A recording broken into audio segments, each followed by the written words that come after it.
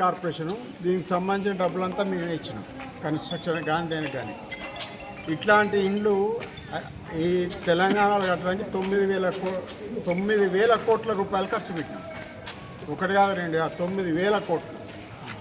మరి అట్లా కట్టించి ఫ్రీగా ఇల్లు ఇస్తే ఇచ్చేత దాదాపుగా 6 నెలలు అవుతుండొచ్చు. సరే, కొన్ని చోట్ల కొన్ని సమస్యలు ఉన్నాయి, అవి కూడా మా దృష్టికి రాగానే మళ్ళీ డబ్బులు ఇచ్చి చేయించినాం. ఇప్పుడు అవి కూడా దాదాపుగా చివరి దశకు వచ్చినాయి. మీకున్న సమస్యలు కూడా ఇంకా అన్నీ క్లియర్ చేసినా కూడా ఇళ్ళల్లోకి రాకపోతే, ఇప్పుడు ఇంత డబ్బులు పెట్టి గవర్నమెంట్ పైసలు పెట్టి కట్టిస్తే వాటిని ఖాళీగా పెడితే ఇల్లు ఖరాబ్ అవుతుంది. నెంబర్ 1, మనిషి లేకపోతే ఊడ్చేటోళ్ళు లేకపోతే 4 రోజులకి ఎట్లుంటుంది, ఇల్లు ఖరాబ్ అయిపోతుంది, క్రాక్లు వస్తాయి. అంతా మనిషి శుభ్రం చేసుకుంటే బాగుంటుంది. తర్వాత మీరు ఎక్కడో బయట ఉండి 10,000 కిరాయిలు కడుతున్నారు, అటు కిరాయి దండగా, ఇక్కడ ఇల్లు ఇస్తే మీకు అట్లా నష్టం, అన్ని రకాల నష్టాలు. అందుకని ఏం చెప్పినంటే, ఇప్పుడు ఫైనల్గా మీ అందరికి చెప్పడానికి నేను ఎందుకు వచ్చినా ఇక్కడికంటే, డిసెంబర్ 15వ తారీఖు వరకు ఎవరైతే ఇళ్ళల్లో ఆక్యుపై చేసుకోవటం, మీ చుట్టాలు కానీ లేదా మీ పక్క వాళ్ళు కానీ మీకు తెలిసిన స్నేహితులు కానీ ఎవరన్నా ఉంటే వాళ్ళందరికీ చెప్పండి. డిసెంబర్ 15వ తారీఖు వరకు టైం ఉన్నది. అప్పటి వరకు ఇంకా లేకపోతే డిసెంబర్ 16 మేడం వస్తుంది, ఎవరింట్లో వాళ్ళు రాలేదు అనేది మొత్తం లిస్ట్ అవుట్ చేస్తుంది. చేసి అటు కలెక్టర్కి ఒకటి ఇస్తుంది, కమిషనర్కి ఇస్తుంది, మా ఎండి గారికి పంపిస్తారు. పంపిస్తే మన దగ్గర 3 లక్షల లిస్ట్ ఉన్నది. ఇల్లు కావాలి అని అడిగేటోళ్ళు పాపం వాళ్ళేమో మీకేమో ఇల్లు వచ్చి ఇళ్ళల్లో ఉండట్లేదు, వాళ్ళు ఇల్లు రావట్లేదని చెప్పులారక తిరుగుతారు. ప్రజావాణి జరుగుతుంది కదా ప్రతి మంగళవారం శుక్రవారం, అక్కడ వచ్చే ప్రతి ఒక్కరు నాకు ఇల్లు కావాలని వస్తారు, వేరే ఎవరు రారు. అంటే అన్ని అప్లికేషన్స్ అంతమంది ఉన్నారు. అందుకే వీళ్ళ వద్దన్న వాళ్ళకి ఎందుకు ఇవ్వాలి, కావాలని వాడికి ఇద్దామని చెప్పి డిసైడ్ చేసుకున్నాం. అంటే వద్దన్న వాళ్ళు అంటే ఎందుకు అంటే వీళ్ళకి ఎక్కడో ఇల్లు ఉండుంటుంది, ఆ ఇల్లు ఉన్నది కాబట్టి ఇది రెండో ఇల్లు లాగా వచ్చి ఉంటుంది, అందుకే వస్తలేరు.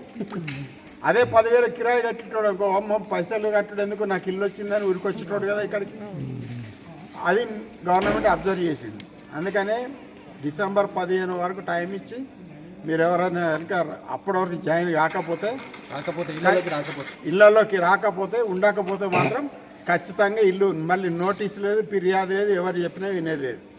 రాసుడు తీసేసుడు, ఆ లిస్టు 3 లక్షల మంది ఎవరైతే వెయిటింగ్ లిస్టులు ఉన్నారో వాళ్ళల్లో ఎలిజిబుల్ ఉన్న వాళ్ళని తీసి వాళ్ళకి అలాట్ చేసి మీ మీ మీ పత్రాలన్నీ క్యాన్సిల్ అయిపోతే వాళ్ళకి ఇచ్చేస్తారు కొత్తగా.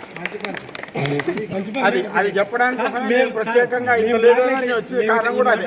ఈ మాట మేము గ్రూప్ లో చెప్తుంటే ఏ గవర్నమెంట్ గురించి చెప్పింది మీకు చెప్పి నేను గవర్నమెంట్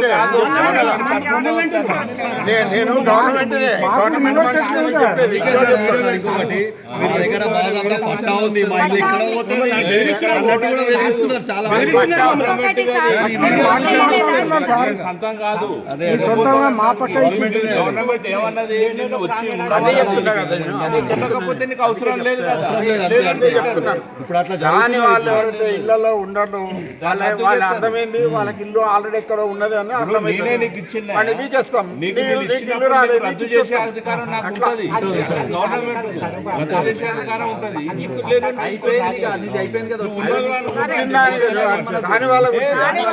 నమస్తే ఫ్రెండ్స్, మరొక వీడియోకు మీ అందరికీ కూడా స్వాగతం. సో రీసెంట్లీ ఇవాళ సాయంకాలము మనకు ఒక వీడియో అనేది రిలీజ్ అయింది. ఆ వీడియో సారాంశం ఏంటిది అని అంటే, వచ్చే నెల అంటే డిసెంబర్ 15వ తారీఖు వరకు మీకు లభించిన డబుల్ బెడ్రూమ్ ఏదైతే మీరు ఆక్యుపై చేసుకోకుంటే దాన్ని గవర్నమెంట్ జప్తు చేసుకొని ఎవరైతే ఇల్లు లేని నిరుపేదలు ఉన్నారో వాళ్లకు ఈ ఇళ్లను మేము ప్రొవైడ్ చేస్తామనేది ఆ వీడియో యొక్క సారాంశం. ఇక్కడ వరకు సంతోషం. మరి వాస్తవానికి మనకు డబుల్ బెడ్రూమ్ ఏదైతే అహ్మద్గూడకు సంబంధించిన డబుల్ బెడ్రూమ్ ఉందో అందులో ఉన్న వసతులన్నీ కూడా ప్రభుత్వం ద్వారా నెరవేర్చారా లేదా? మీరు ఒకసారి గమనించి చూస్తే రీసెంట్లీ మనకు మంచినీళ్ళు అనేటివి రిలీజ్ చేశారు. ఈ రిలీజ్ చేసిన మంచినీళ్ళు కూడా మన ట్యాంక్ వరకు కూడా వెళ్ళలేదు. ఎన్నో బ్లాకులకు సంబంధించిన మోటార్స్ ఏవైతే అడిషనల్ మోటార్స్ ఉంటాయో వాటిని రిపేర్ చేస్తామనేసి తీసుకొని వెళ్ళిన అధికారులు నేటి వరకు కూడా వాళ్ళకు తిరిగి ఆ మోటార్లను అప్పచెప్పలేదు. అండ్ కొన్ని బ్లాక్లకు సంబంధించి కరెంటు వైరింగ్ దొంగలించబడింది, వాళ్ళ దగ్గర కరెంటు వైరింగ్ లేదు. సో అలాంటి వాళ్ళ పరిస్థితి ఏంటిది? ఇంకొన్ని బ్లాక్లకు సంబంధించి ఏదైతే లిఫ్ట్కు సంబంధించిన ఎలక్ట్రికల్ వైర్స్ ఉంటాయో ఆ వైర్స్ అనేటివి లేవు. వీటి అన్నిటిని కూడా ప్రొవైడ్ చేయాల్సిన బాధ్యత ప్రభుత్వానిది. మరి ప్రభుత్వమే వాళ్ళ పనిని సక్రమంగా నెరవేర్చలేరు. ప్రజలను మాత్రము మీరు త్వరగా మీ ఇళ్లలో చేరండి, లేదు అని అంటే మేము మీ ఇళ్లను జప్తు చేసుకుంటాము అనేటిది ఇది ఎక్కడ వరకు సబబు. నేను డైరెక్ట్గా ఈ వీడియో ద్వారా ఎవరైతే అధికారి వచ్చేసి ఈ వాయిస్ను అక్కడ లేవనెత్తారో ఆ అధికారిని అడగాలని అనుకున్నాను కొన్ని ప్రశ్నలు. ఆ సార్కే నేను ఈ ప్రశ్నిస్తున్నాను. సార్, ఇప్పుడు మా పిల్లలు ఎవరైతే స్కూల్లో చదువుతున్నారో ఆ స్కూల్లో వచ్చే మార్చిలో వాళ్ళ అకాడమిక్ ఇయర్ అనేది ముగుస్తుంది. సో నా పిల్లలు వచ్చేసి 4వ తరగతిలో చదువుతున్నారు. ఇప్పుడు నేను అహ్మద్గూడ డబుల్ బెడ్రూమ్ దగ్గరకు వచ్చేసి నేను నా కుటుంబంతో సహా అక్కడ నేను నివసిస్తే నా పిల్లలను చదువుపియడానికి అనేసి నేను ఉద్యోగానికి వెళ్తాను కాబట్టి నా భార్య నా పిల్లలను తీసుకొని స్కూల్ దగ్గరికి వెళ్ళేసి నా పిల్లలను అక్కడ స్కూల్ అయిపోయేంత వరకు కూడా అక్కడ ఆమె ఉండి అక్కడ నుంచి నా పిల్లలను తీసుకొని తిరిగి బస్ ఎక్కేసి ప్రయాణం అయ్యి మన డబుల్ బెడ్రూమ్ దగ్గరికి రావాలి. మీరు ఇల్లు కేటాయించారు, దీనికి చాలా సంతోషం. మరి సుమారుగా 10,000 మంది జనాభా ఇక్కడ నివసించడానికి రాబోతున్నారు. వీళ్ళకు సంబంధించి పిల్లలకు అందించాల్సిన ఏదైతే స్కూల్ బెనిఫిట్ అయితే ఏదైతే ఉందో అది మీరు నెరవేర్చిండ్రా? చుట్టుపక్కల ఉన్న స్కూల్స్లలో ఇప్పుడు మేము మా పిల్లలను కానీ అక్కడ వేయాలి అని అనుకుంటే అక్కడ ఉన్న స్కూల్స్ మరి మా పిల్లలను వాళ్ళ స్కూల్స్లో అడ్మిట్ చేసుకుంటారా? అండ్ ఆరోగ్య సమస్య తీసుకుంటే మన దగ్గర పక్కనున్న రాజు గృహకల్పాలో ఒక క్లినిక్ ఉంది. ఈ క్లినిక్లో ఎవరైతే డాక్టర్స్ ఉంటారో వాళ్ళు ఉదయం 10:30 నుంచి మధ్యాహ్నం 3 గంటల వరకు మాత్రమే వాళ్ళు అక్కడ ఉంటారు. మరి మిగిలిన సమయాలలో ఉదాహరణకు రాత్రి పూట ఎవరికన్నా అనారోగ్య సమస్య వచ్చిందని అంటే చుట్టుపక్కల తీసుకెళ్ళడానికి ప్రైవేట్ హాస్పిటల్స్ తప్పిస్తే గవర్నమెంట్ హాస్పిటల్ అనేది లేదు. అటువంటి వాళ్లకు మీరు చెప్పదలుచుకున్న సమాధానం ఏంటిది? మీ దగ్గర ఉన్న ఏవైతే పనులు పెండింగ్లో ఉన్నాయో ఈ మంచినీళ్ళ సమస్యనే తీసుకోండి. ఇప్పుడు మంచినీళ్ళు అనేటివి బ్లాక్స్లలో వస్తున్నాయి. ఈ బ్లాక్స్లలో వచ్చిన మంచినీళ్ళు బిల్డింగ్ పైకి ఏవైతే ట్యాంక్స్ ఉన్నాయో ఆ ట్యాంక్స్ వరకు ఎక్కుతలేవు. కారణం ఏంటిది అని అనుకుంటే మీరు ఏదైతే కాంట్రాక్టర్లకు కాంట్రాక్ట్ ఇచ్చారో ఆ కాంట్రాక్టర్లు సరి అయిన నాణ్యమైన పైపులు వేయక లేకుంటే అక్కడున్న ఎలక్ట్రిసిటీ డిపార్ట్మెంట్ వాళ్ళకు సమన్వయ లోపము వాటిల్లడం వల్ల ఆ పైప్స్ అనేటివి పగిలిపోయి ఉన్నాయి.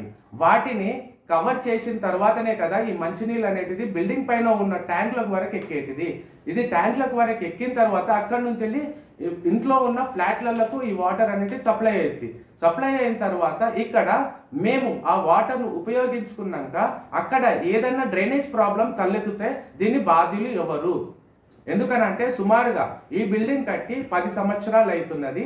ఈ 10 సంవత్సరాలలో ఏదైతే డ్రైనేజ్ ఫెసిలిటీ మీరు ప్రొవైడ్ చేశారో అందులో చెత్త చెదారమే కావచ్చు, సిమెంటే కావచ్చు, లేదా ఇతర ఏమన్నా వస్తువులు అందులో పడి కావచ్చు, జామ్ అయినాయి అనుకోండి, అప్పుడు వాటిని శుభ్రపరిచే బాధ్యత మాదేనా? ఎందుకంటే ఇప్పటికీ కొన్ని బ్లాకులలో సొంతంగా వాళ్ళు డబ్బులు వేసుకొని వాళ్ళు కరెంటు వైర్లు కావచ్చు లేకుంటే ఇతర ఏవైతే వస్తువులు కావచ్చు బిల్డర్ చేయాల్సిన పనులన్నీ కూడా స్వయాన ప్రజలే డబ్బులు వేసుకొని చేశారు. మరి వీటన్నిటిని కూడా మీరు రిఫండ్ చేసే ఆలోచన మీ దగ్గర ఏమైనా ఉన్నదా? కాంట్రాక్టర్ దగ్గర మీరు దీనికి సంబంధించిన ఏదైతే ప్రజలు పైసలు వేసుకున్నారో ఆ పైసలకు ఏదైతే బిల్లు ఉంటుందో ఆ బిల్లును మీరు కాంట్రాక్టర్ దగ్గర వచ్చే అమౌంట్ కాంట్రాక్టర్కు మీరు ఇచ్చే అమౌంట్లో దీనికి గిట్ట మీరు కట్ చేస్తారా? వీటన్నిటికీ కూడా మాకు జవాబు కావాలి. అండ్ మెయిన్లీ ముఖ్యంగా అక్కడ మాకు ట్రాన్స్పోర్టేషన్ లేదు. మేమందరం కూడా ముషీరాబాద్ కావచ్చు, మల్కాజ్గిరి కావచ్చు, సికింద్రాబాద్ కావచ్చు, అటు ఆ పరిసర ప్రాంతాలలో మేము ఉద్యోగాలు చేసుకుంటూ ఉంటాము. మన దగ్గర వచ్చే బస్సెస్ ఏవైతే ఉంటాయో చాలా తక్కువగా ఉంటాయి. మరి మేము ఇక్కడి నుంచి అక్కడికి ప్రయాణం చేసి వెళ్ళాలి. ఇది మేము ఎట్లనో అట్లా మేము ప్రయాణం చేస్తామనుకోండి, 1 గంట ముందే లేచేసి మేము ప్రయాణం చేస్తాము. బస్ ఫెసిలిటీ అనేది కూడా సౌకర్యవంతంగా లేదు. అండ్ చాలా సమస్యలు అనేవి మన అహ్మద్గూడ డబుల్ బెడ్రూమ్లో ఉన్నాయి. వీటిని ఎంత త్వరగా మీరు మీ పనులను ముగిస్తారు, మాకు ఇస్తారు. మరి ముఖ్యంగా మిమ్మల్ని అడిగే ప్రశ్న ఒకటి, చిన్నపిల్లలు ఎవరైతే స్కూల్కి వెళ్తా ఉన్నారో వాళ్ళ తల్లిదండ్రులకు మీరు ఎలాంటి జవాబు చెప్తారనేటిది మీ దగ్గర నుంచి నేను జవాబు ఆశిస్తున్నాను. ఈ వీడియో చూసేసి మీ దగ్గర నుంచి మాకు జవాబు వస్తుంది అనేటిది నేను ఆశిస్తున్నాను. థ్యాంక్ యూ అండి.